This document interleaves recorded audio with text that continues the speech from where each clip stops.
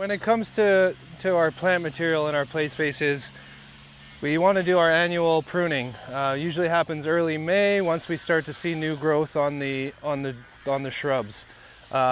This one has been neglected for a while, and you can see that there's a lot of suckers that are growing up, which are going to be taking away energy from the part of this shrub that we want to grow. What we're trying to achieve in our play spaces is to have nice canopies that the kids can immerse themselves in and create those safe areas.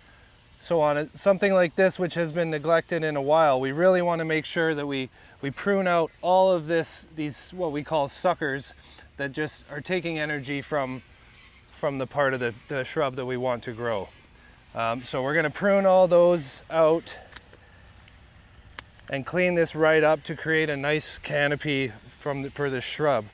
Also, one thing we want to focus on in our play spaces is anything that's going to affect our ocular impact, which is basically going to, something that the kids could get poked in the face, poked in the eye. So we want to avoid that and make sure it's safe for them.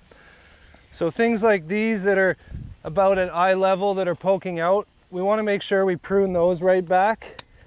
And we want to encourage this shrub to really grow and have that canopy so that the kids have a nice safe place to go around the root base and have that coverage.